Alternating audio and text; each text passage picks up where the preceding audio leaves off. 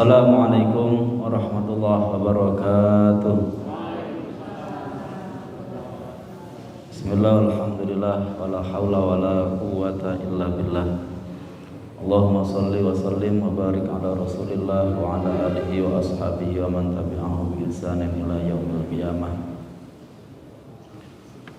Amma ba'du, yang saya hormati kepada seluruh jajaran takmir masjid, para imam, para ustadz Masjid Ar-Rahman Gombong, yang saya hormati kepada seluruh jamaah kajian menjelang buka puasa Masjid Ar-Rahman rahimakumullah. Alhamdulillah masih sehat semua. Masih kuat, Bu? Kalau mboten kuat boleh makan nanti setelah maghrib ya.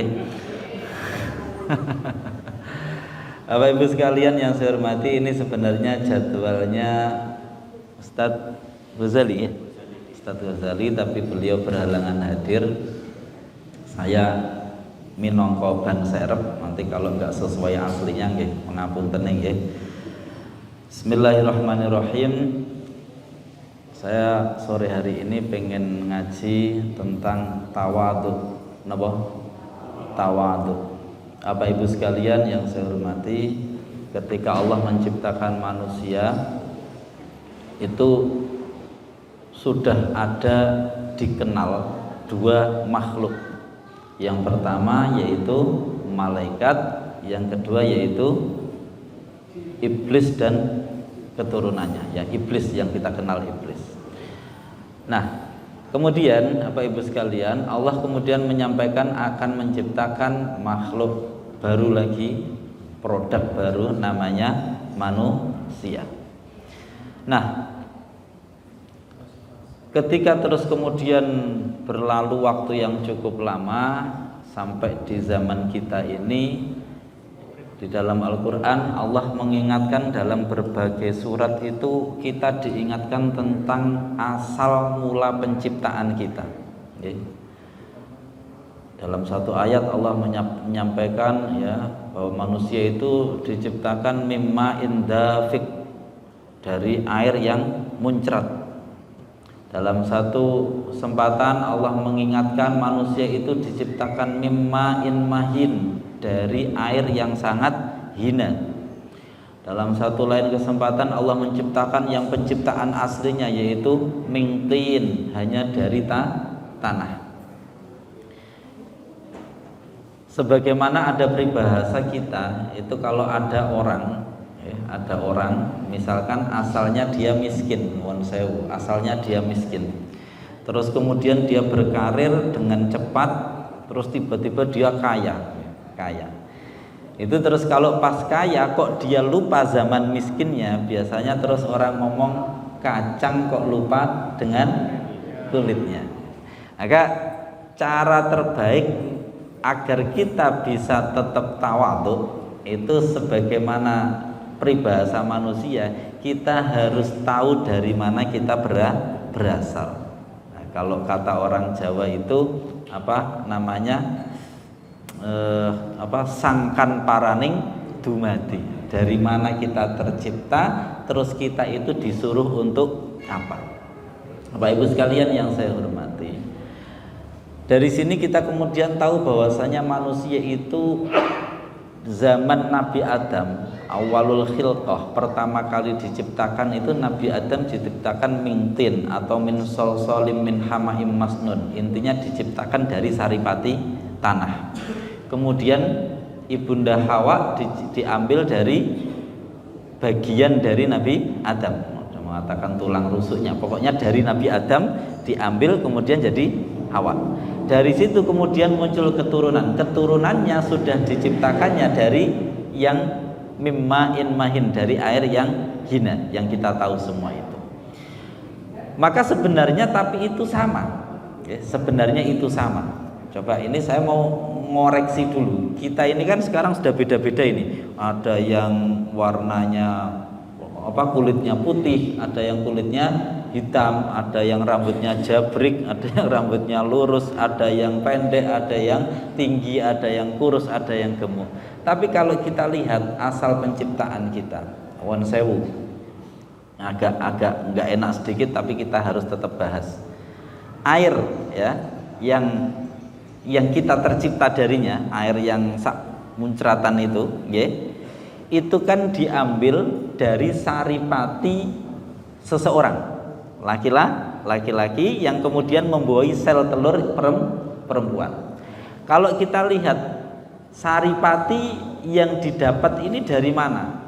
Ya pasti dari makanan, iya betul. Dari makanan si orang yang makan. Maka apa yang kita makan, kalau kita cek apa yang kita makan? Yang kita makan itu kan semua dari tanah, iya betul. Air dari tanah, ya. Terus kemudian kita makan daging sapi, sapinya makan rumputnya dari tanah, ya. Kita makan tempe, tahu dari kedelai juga dari tanah, ya. Jadi kalau kita cek nasi juga dari padi juga dari tanah. Berarti semua yang kita makan itu asal muasalnya juga dari tanah. Itu sari-sarinya tanah. Kemudian kita makan, begitu kita makan berubah menjadi darah, menjadi daging, menjadi apa yang kemudian membentuk kita. Ya kan, kita lahir langsung jenggotan begini atau kan enggak, ya. Masa lahir langsung ubanan, lahir kan masih kecil. Kemudian karena diisi makanan yang bersumber dari tanah, kemudian kita menjadi semakin besar. Maka berarti sebenarnya diri kita ini apa nih? Tanah yang kemudian bentuknya ya dengan kuasa Allah dirubah menjadi darah dan daging dan tulang. Paham ya? Berarti diri kita ini aslinya apa? Tanah. Lah inilah yang diingatkan berulang kali di berbagai ayat, manusia itu harusnya fal yang dzuril insanu mimma fal yang dzuril insanu mimma khuliq. Harusnya manusia itu melihat atau berpikir, harusnya manusia itu mulai memperhatikan dia itu tercipta dari apa. Ternyata kita yang berbagai macam ini kita asal usulnya sama, hanya dari tanah. Nah, maka seharusnya kalau kita pengen hidup kita itu benar-benar baik, kita harus memahami filosofi tanah. Tanah niku Bu, jenengan kencingi terus kencingin jenengan apa dibalikno ngoten. Mboten kan? Kita jadikan septic tank ya dia. Malah kalau dikasih telek niku malah apa? Subur. Niku tanah. Maka kalau kita pengen jadi baik, kita harus punya sifat seperti tanah. Jangan sampai kita kemudian punya sifat seperti iblis. Iblis itu diciptakan dari api. Ya. Nah, kemudian dalam pertarungan pertama itu yang dikatakan Allah itu kan ada 3. Malaikat dari nur, cahaya, ya. Terus kemudian iblis dari api, manusia dari tanah. Menariknya harusnya yang paling hebat kan yang cahaya, ya. Kemudian api, tanah harusnya kan unsur yang kotor sekali. Tapi menariknya sejak awal Allah itu menetapkan kamu malaikat, ya, harus tunduk sujud hormat kepada Adam yang dari tanah. Lah itu maka sehingga mereka pun, ya, khususnya iblis tentu, Bu itu langsung wah apa-apaan ini?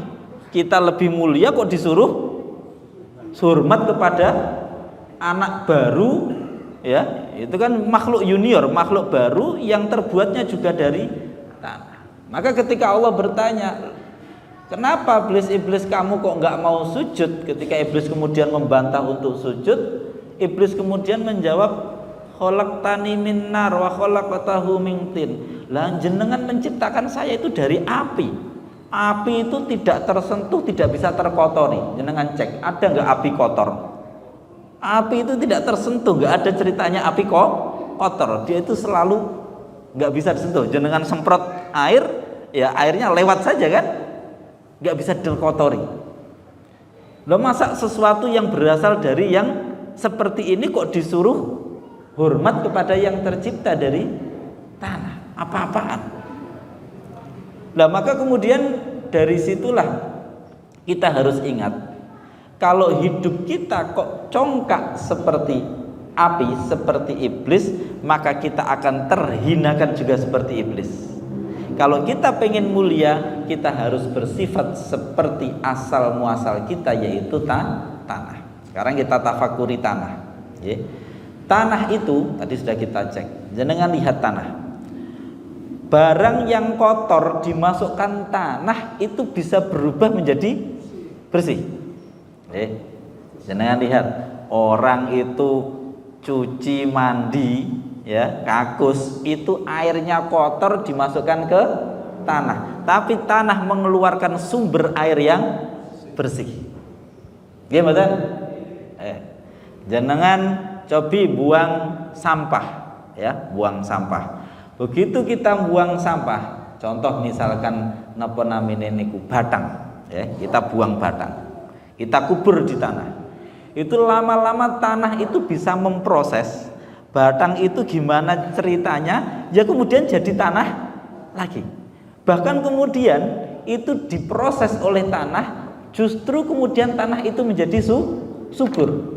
Ditelei, nuwun sewu, dikencingi, dikasih batang, bukannya dia terus kemudian semakin kotor, tapi justru semakin subur.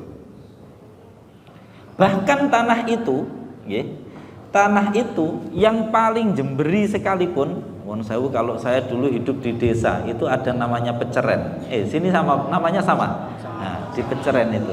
Jangan lihat ya, di peceren itu kan kotor sekali.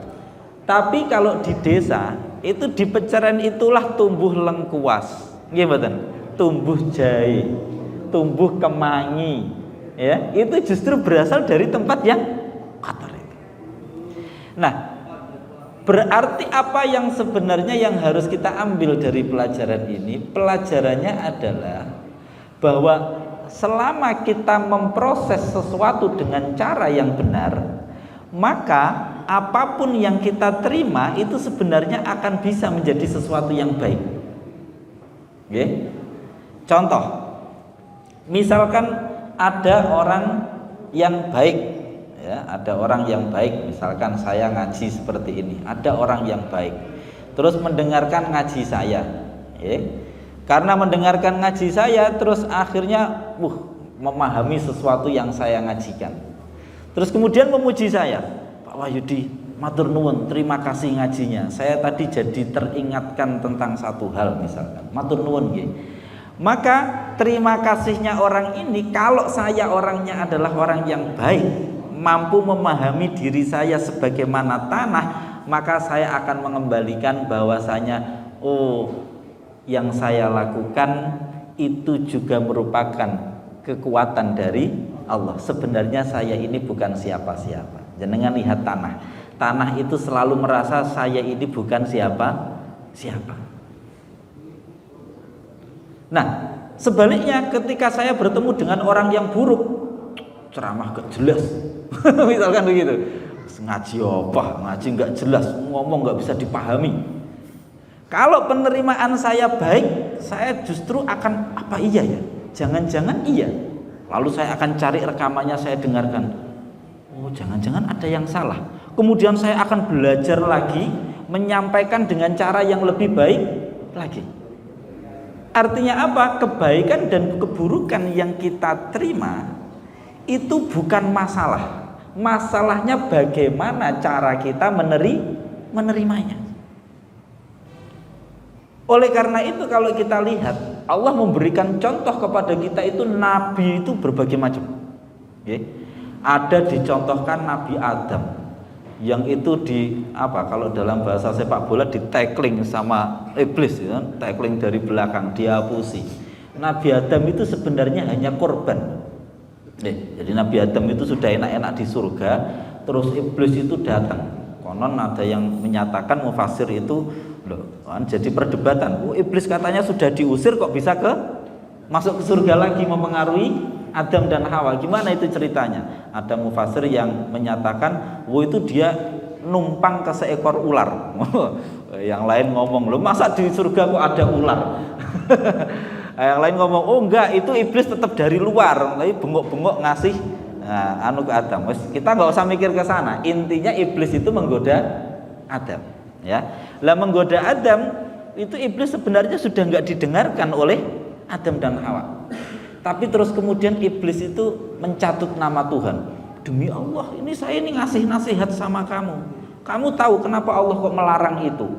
Itu biar kamu nanti diturunkan ke bumi. Kalau kamu makan buah ini, kamu makan dari tanaman ini, dari pohon ini, kamu nanti akan kekal di surga. Lah Allah itu punya rencana mau menurunkan kamu ke dunia, makanya kamu nggak boleh makan. Jadi dihapusi. Terus ngapusinya itu nggak tanggung-tanggung. Wa qasamahuma inni lakum laminan nasikin. Dia bersumpah. Jadi iblis itu ngapusi dengan sumpah. Jadi Nabi Adam sebenarnya sudah nggak percaya, tapi karena dia mencatut nama Allah, akhirnya jadi percaya. Nabi Adam itu nggak salah, ya. Karena dia nggak salah, hanya terpeleset, maka terus kemudian oleh Allah ditolong. Ya wes Adam, kamu tak usir, tapi tak kasih cara. Disuruh bilang, Rabbana dzalamna anfusana wa illam taghfir lana wa tarhamna lanakunanna minal khosirin. Justru setelah itu Nabi Adam diangkat jadi nabi. Ya, itu model Nabi Adam, model enak, terus kemudian salah, diusir, tapi terus diangkat jadi nabi. Ada yang model kayak Nabi Nuh, ya, Nabi Nuh itu disuruh dakwah itu dalam Al-Quran selama 950 tahun, diuji oleh Allah dengan kaum sing apa? Wis pokoknya badel diomongin nih, oke. Sampai 950 tahun Nabi Nuh hanya dapat 80 orang. Lu berarti kan kalah kali ini sudah 80 lebih nih ya. Oh, itu 950 tahun hanya dapat 80 pengikut. Jenengan bayangkan, ya. Maka perhatikan nanti nabi-nabi ini, ya, nabi-nabi, ujian yang diberikan kepada nabi-nabi, jenengan cek. Itu apapun ujiannya, nabi-nabi ini tetap menerima itu dengan posisi, dengan sudut pandang yang baik dan benar. Maka apapun yang datang kepadanya juga akan menjadi media dia untuk ibadah, yang kemudian nabi-nabi ini dipuji oleh Allah. Misalkan Nabi Nuh itu kalau ukuran manusia itu kan nabi gagal. Kamu ini dikasih waktu 950 tahun dakwah kok cuma dapat. Lu sekarang coba misalkan ini mantan Pak Muhroti misalkan 5 tahun jadi takmir. Misalkan begitu. Terus ternyata jamaah hanya 80 saja. Nggak bisa nambah. Itu kira-kira gagal itu jadi takmir kayak. Lu itu baru 5 tahun. Itu Nabi Nuh 950 tahun cuma dapat, tapi Allah nggak bilang gagal. Innahu laminas sholihin, dia itu orang yang soleh. Artinya apa? Allah itu tidak melihat hasilnya. Yang dilihat Allah bagaimana kita berproses di dalam kehidupan ini. Sehingga proses kita dalam kehidupan itu intinya apa? Intinya adalah pengendalian diri kita dalam menghadapi yang pertama nafsu kita, yang kedua adalah setan. Yang keduanya ini akan berkomplot, ya. Setan itu sebenarnya lemah tapi dia pinter. Nafsu itu kuat sekali tapi bodoh. Maka kalau setan sudah menumpangi nafsu kita, maka habislah kita. Kalau nafsu itu benar-benar merajai diri kita, maka setan nanti yang akan menjadi diri kita. Bapak Ibu sekalian yang saya hormati, oleh karena itu Rasulullah dalam satu kesempatan menyatakan, siapa sih orang yang kuat itu? Orang yang kuat itu bukan yang jago gulat, bukan. Orang yang kuat itu yang bisa mengendalikan amarahnya. Maka sekarang kita bahas agar kita paham terhadap konsep atau cerita Allah bahwa manusia diciptakan dari tanah kok sampai diulang-ulang itu apa? Salah satu hikmahnya, mari kita belajar bahwa kita ini harus tawadhu. Tawadhu itu apa? Tawadhu itu adalah merendahkan ego kita. Manusia itu yang paling tinggi itu egonya, ya, manusia itu yang paling tinggi egonya. Dia mungkin kuat untuk makan sehari sekali, ya. Mungkin manusia kuat ya, untuk bekerja jadi kuli, manggul mulai pagi sampai malam. Nuwun sewu, mungkin ada yang kuat jadi tukang becak, buat di depannya ada muatan penuh, dia kayuh mungkin kuat. Tapi cobi dijendul sirai kalau nggak marah. Nggih mboten? Tapi dijendul sirai no?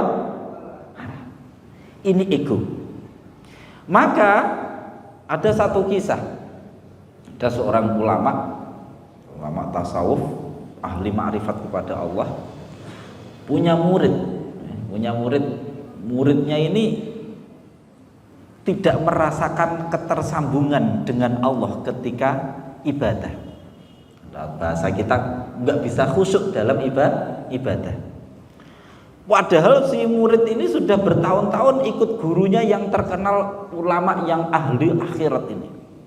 Suatu saat si murid ini datang, wahai guru, apa yang membuat saya ini tidak bisa merasakan nikmatnya ibadah? Apa yang membuat saya ini kok merasa ketika ibadah tidak merasa tersambung dengan Allah? Padahal saya sudah wirid, sudah zikir, itu apa saja saya lakukan. Kata gurunya, kamu pengen tahu? Iya, saya pengen tahu. Berarti mau saya suruh melakukan sesuatu? Nggih, apa caranya? Saya akan lakukan. Kata gurunya, ya sudah, besok itu bajumu yang bagus, jubahmu ini tanggalkan, kamu pakai baju biasa saja. Ya, pakai baju biasa saja, baju yang sehari-hari, nggak usah baju yang kelihatan mewah, baju yang biasa yang kayak dipakai orang-orang awam. Terus apa yang harus saya lakukan? Sama kamu bawa keranjang, ya, keranjangnya isi buah apel yang penuh. Kamu panggul, kamu jalan ke pasar. Nanti kalau ada orang meneriaki kamu, orang gila, yang meneriaki kamu kasih apel. Masa saya kok harus disuruh seperti itu, kata orang ini. Duh guru, masa saya kok disuruh seperti itu? Kata guru, ya ini yang membuat kamu tidak bisa tersambung dengan Allah. Ini yang membuat kamu tidak bisa khusyuk dalam ibadah. Maksudnya gimana? Egomu, perasaanmu bahwa kamu ini tidak pantas untuk seperti itu. Ini adalah nafsu syaitoniyah yang ada di dalam dirimu. Sebagaimana iblis pernah berkata, mengapa kok saya harus hormat kepada Adam? Bukankah saya tercipta dari api dan Adam itu dari tanah? Apa ibu sekalian yang saya hormati, mari kita cek ya, dalam kehidupan kita sehari-hari yang sering kali bikin masalah itu urusan ego. Suami geger sama istrinya itu urusan apa? Ego. Ya betul. Kalau enggak suaminya yang ego, ya istrinya yang, atau kalau enggak malah dua-duanya ya ego. Orang tua geger sama anaknya atau tidak bisa baik sama anaknya itu urusan apa? Ego. Loh, saya ngomong seperti ini tuh sudah saya pelajari. Saya juga mempraktekkan. Kapan hari itu saya itu mau ke masjid sama istri sama anak saya. Ya. Di depan masjid itu nggak tahu dari mana datangnya semut itu banyak sekali. Banyak semut, lagi bawa putih-putih itu nggak tahu apa makanan, apa anaknya atau gimana itu. Banyak semut. Saya langsung datang itu, Masya Allah, semut segini banyak.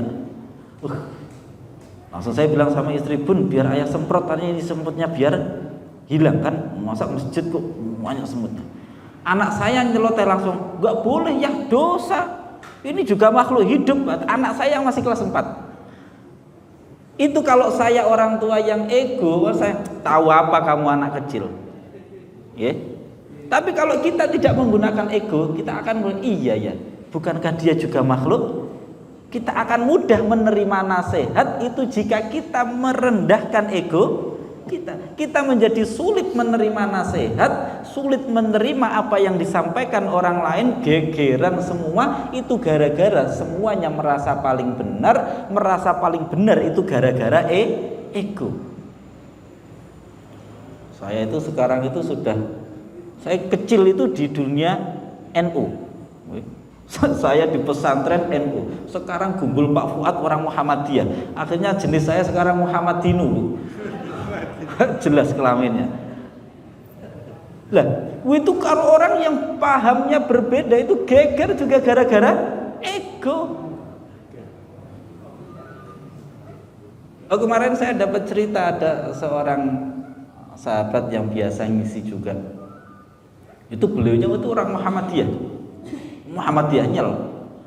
Tapi ternyata jamaahnya di kampungnya yang musola yang biasa beliau ngimami itu jamaahnya NU semua. Wis namanya NU, yo yasinan, yo tahlilan, subuhnya nggih kunut. Itu akhirnya si Ustadz Muhammadiyah ini tadi setiap subuh itu cerita, saya itu kalau subuh kunut katanya. Itu berkebalikan dengan saya.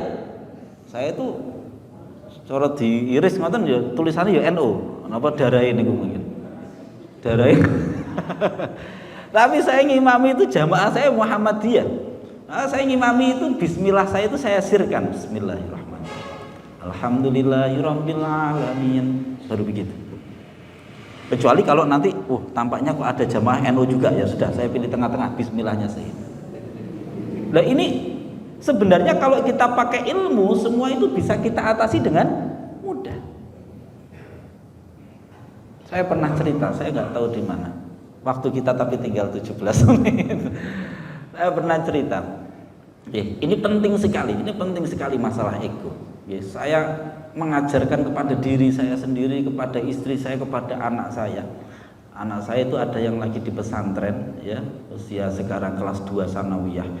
Itu 1 tahun pertama masuk di pesantren yang saya habisi itu tentang egonya. Alhamdulillah itu berhasil diberikan hidayah oleh Allah dan sekarang sudah menghadapi hidup itu sudah nyaman sekali. Mau ada pola tingkah orang macam-macam itu sudah santai. Maka sekali lagi saya sampaikan di sini kembali lagi untuk mengingatkan diri saya sendiri dan juga kita semua. Paling penting itu adalah bagaimana kita lihat ego kita. Makanya kemudian kita disyariatkan salah satunya dengan ibadah yang bentuknya sujud. Kepala kita yang kalau disenggol saja kita marah, oleh Allah disuruh meletakkan di tempat yang terendah. Tapi zaman modern itu sujud pakainya sajadah yang mewah. Jadi nggak terasa bahwa maksudnya Allah itu kita disuruh merendahkan diri. Disuruh mengingat bahwasanya batuk kita itu disuruh meratakan dengan tanah tempatnya kencing dan berak. Bapak Ibu sekalian yang saya hormati. Jadi merendahkan ego ini termasuk adalah pokok dari agama yang membuat kita bisa mudah menerima nasihat. Jenengan cek mengapa orang-orang Yahudi, orang-orang musyrik itu kok tidak bisa menerima kebenaran Rasulullah. Bukan karena mereka nggak tahu kalau itu kebenaran, enggak. Jenengan tahu ada satu kisah Rasulullah ketika membaca Al-Quran zaman masih di Makkah. Abu Sufyan datang, ya. Kemudian Abu Lahab Abu Jahal, saya lupa, Abu Jahal datang, Abul Hakam, ya, datang. Terus satu lagi saya lupa itu namanya. 3 orang datang tidak berbarengan, hanya untuk mendengarkan Rasulullah membaca Al-Quran. Mulai ba'da isya, sekitar waktu ba'da isya sudah mulai gelap. 1 orang datang mendengarkan Rasulullah membaca Quran di rumah beliau. Satu lagi datang, tapi sama-sama nggak tahu, saking keasikan mendengarkan Al-Quran. Begitu subuh sudah mulai kelihatan, mereka kaget, loh kok kamu di sini? Loh kamu kok juga di sini? Ngapain kita? Malu-maluin aja, kita ini pembesar Quraisy. Loh kok kita mendengarkan Muhammad baca Al-Quran? Apa-apaan? Besok nggak boleh lagi ke sini. Janji ya, awas kalau ada yang ke sini. Wah, sudah.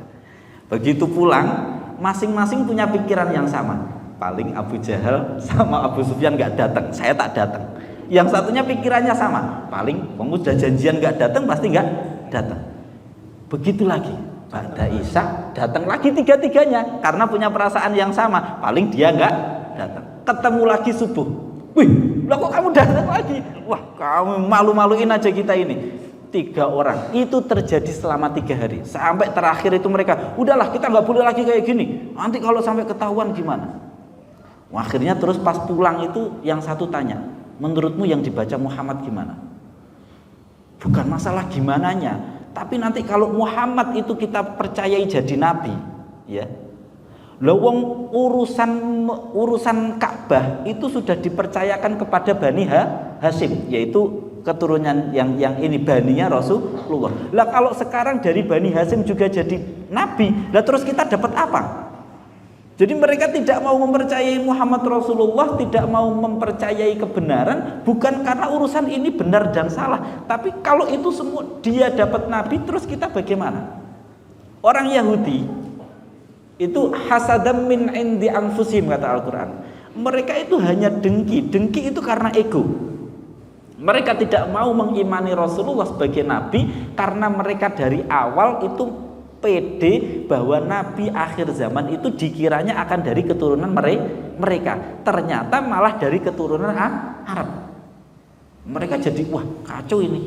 Wong selama ini nabi itu dari golongan kita, kok ini dari golongan lain. Maka kemudian tidak mempercayai itu gara-gara itu. Maka Bapak Ibu sekalian, untuk menutup kajian kita, jika kita ingin hidup kita lurus, hidup kita itu untuk lurus itu terkadang sulit. Karena sulit, maka Allah akan membimbing kita itu terkadang melalui orang-orang di sekitar kita yang menasihati kita. Yang nasihat itu terkadang bahkan datang dari seorang anak kecil. Yang nasihat itu kadang datang bahkan dari orang yang bahkan tidak pantas akan untuk menasihati kita. Jangan bayangkan enggak, saya itu ya sudah ustadz itu sudah agak lama. Tapi saya itu pernah nuwun sewu dipisu-pisui, ya dipisu-pisui, benar-benar dipisu-pisui oleh orang yang bertato di depan orang banyak. Bukan di depan orang banyak, saya dipisu-pisui, dikata-katai depan orang banyak. Itu terus waktu itu saya sudah ilmu ini sudah saya pegang. Maka terus kemudian ya Allah, jangan-jangan yang ia katakan benar. Maka para ulama mengajari kepada kita untuk senantiasa tawadhu. Yang pertama, kita harus merasa nol diri kita. Kalau kita merasa nol, gelas itu kalau tidak ada isinya, maka dia mudah untuk diisi. Tapi gelas kalau sudah tidak ada isinya atau naudzubillah min dzalik tengkurap, mau diisi air sebanyak apapun dia tidak akan bisa menampung air tersebut. Yang kedua, agar kita bisa tawadhu, kita harus senantiasa husnudzon kepada orang lain. Kalau lihat orang yang itu lebih sepuh, harus bahasa kita, orang ini lebih sepuh, pasti amalnya lebih banyak daripada saya. Melihat anak kecil ini pasti belum banyak dosa, tidak seperti saya. Melihat orang yang berilmu, orang ini banyak ilmu, pasti dia juga sudah banyak amal. Melihat orang yang tidak berilmu, orang ini tidak banyak ilmu, pasti mudah diampuni kesalahannya oleh Allah. Sehingga kemudian kita melihat orang lain itu hormat semua. Melihat orang yang gak berapa baik ya kita hormat. Melihat orang yang baik apalagi kita juga semakin hormat. Melihat orang dewasa, bapak-bapak kita hormat. Melihat anak kecil, kepada anak kecil pun kita hormat. Nah ini yang harus kita tanamkan ke dalam diri kita. Nah, dengan begitu semoga hidayah Allah itu mudah turun kepada hati kita. Allah sering mengumpamakan hidayah itu seperti air hujan. Jenengan cek, air itu punya sifat akan bergeser dari tempat yang tinggi menuju tempat yang rendah. Maka kalau pengen dapat hidayah, cara termudah dapat hidayah adalah memposisikan kita pada tempat yang rendah. Bukan kita rendah diri, bukan, tapi merendahkan ego kita sehingga hidayah Allah akan mudah masuk ke dalam hati kita. Demikian ngaji kita sore hari ini. Tadi ada titipan sedikit terkait masalah fikih, ya. Terkait masalah fikih ada titipan bahwa sholat, mungkin nanti semoga ada yang membahas terkait dengan sholat. Sholat itu salah satu hal yang membatalkan sholat adalah gerakan yang itu banyak atau besar dan 3 kali ke atas. Nah, 3 gerakan ke atas yang gerakannya itu besar atau banyak, ya, banyaknya 3 ke atas, ya, dalam satu berturut-turut, bukan dalam satu rakaat. Saya contohkan ya, biar nggak salah. Itu dari satu sisi. Dari sisi yang lain, bahwa sholat itu yang diarahkan kepada kita adalah adanya tumak ninah. Tumak ninah itu ketenangan. Ya, ketenangan. Dan tumak ninah itu kalau secara fisik berarti fisik kita diam, ini namanya tumak ninah. Maka perhatikan ada kegerakan itu yang memang seringkali orang itu salah, yaitu ketika bangkit dari ruku dalam posisi i'tidal, banyak yang kemudian bangkitnya seperti ini, sami Allahu liman. Nah, ini hati-hati ini, ya. Ini namanya gerakan 1, 2, ini namanya sudah gerakan yang banyak. Maka kalau yang sering seperti ini sekarang dirubah, remnya diganti yang cakram, set, nah, ya. Atau langsung set, nah, gini. Ya, kalau saya memilih yang gini, boleh mana saja tangan. Yang penting jangan, atau bahkan seperti ini, nuwun sewu. Ibumu nggak kelihatan? Pun kelihatan ya? Pun kelihatan ya? Kelihatan Bu ya? Nggak kelihatan. Kelihatan? Oh, yang di sini ada. Yang di sana tadi nggak kelihatan.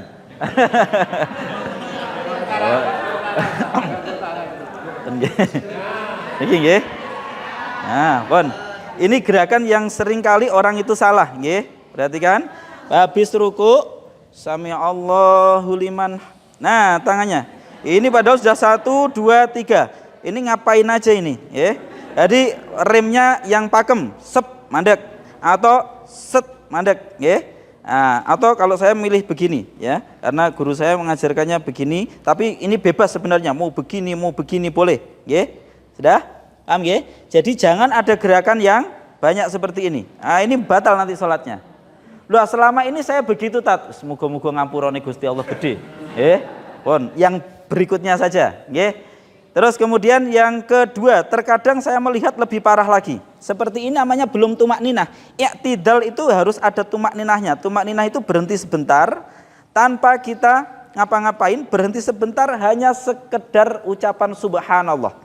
Sami Allahu liman hamidah, subhanallah. Kira-kira seperti itu. Enggak harus mengucap subhanallah, tapi kira-kira seucapan itu baru kemudian turun. Maka yang seperti ini tidak sah. Sami Allah liman hamidah. Nah, atau bahkan yang mantul, Allahu liman hamidah. Wah, itu yang tarawih model 5 menit.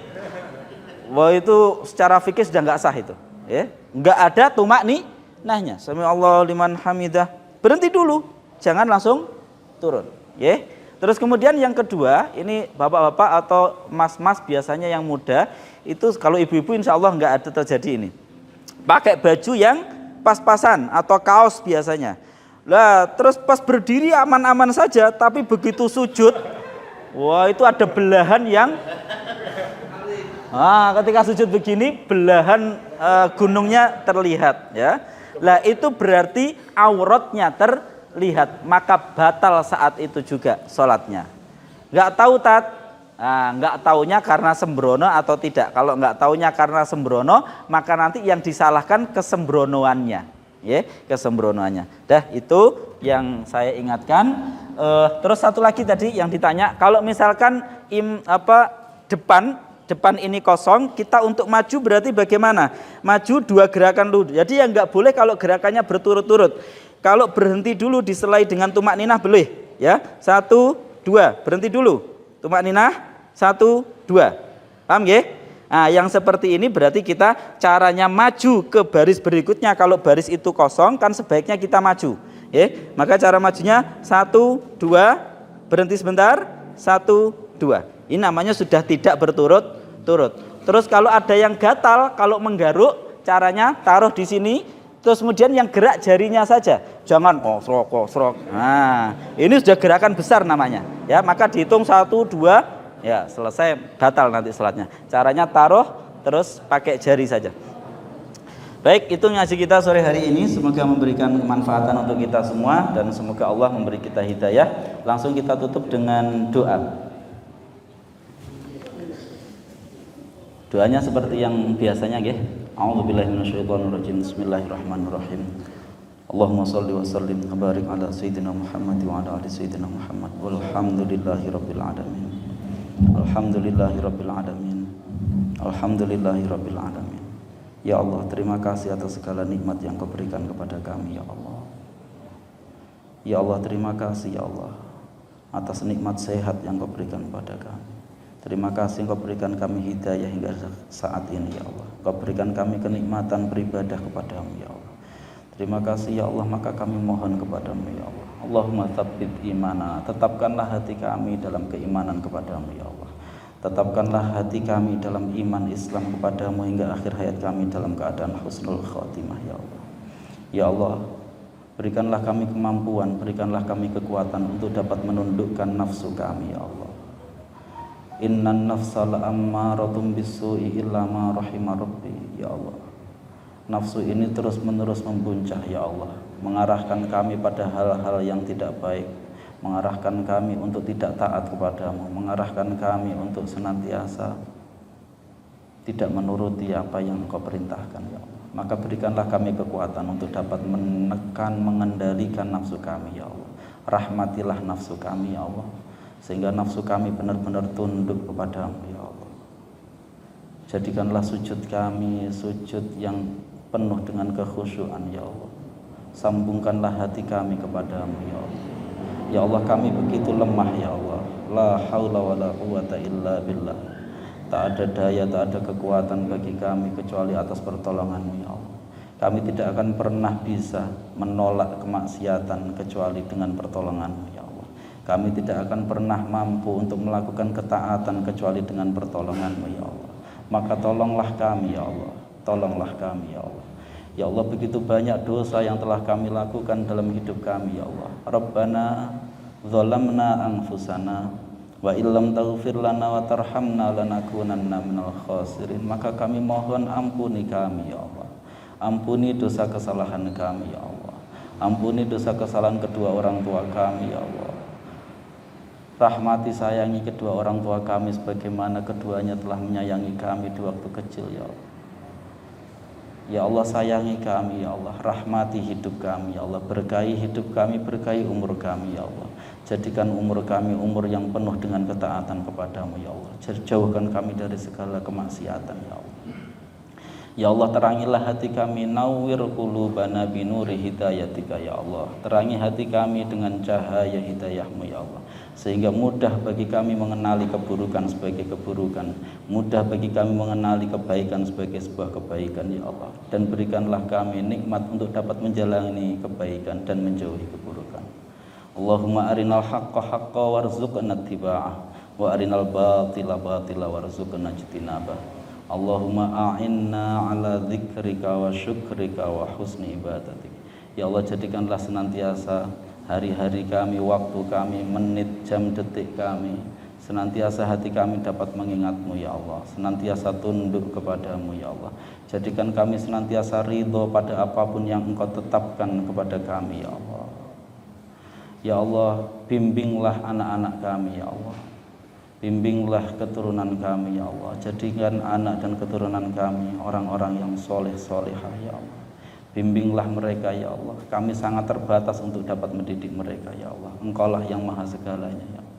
Engkaulah yang bisa menuntun kami ya Allah. Maka tuntunlah kami kepada jalan-Mu yang lurus ya Allah. Birahmatika ya arhamar rahimin. Rabbana atina fid dunya hasanah wa fil akhirati hasanah wa qina adzabannar. Amin ya rabbal alamin. Wa sallallahu ala Muhammad walhamdulillahi rabbil alamin. Sampun maghrib. Sampun. Kita langsung doa buka puasa. Bismillahirrahmanirrahim. Allahumma laka sumtu wa bika amantu wa ala rizqika aftartu birahmatika ya arhamar rahimin. Allahumma barik lana fima razaqtana wa qina adzabannar. Amin ya rabbal alamin. Terima kasih, mohon maaf jika ada kurang lebihnya. Assalamualaikum warahmatullahi wabarakatuh.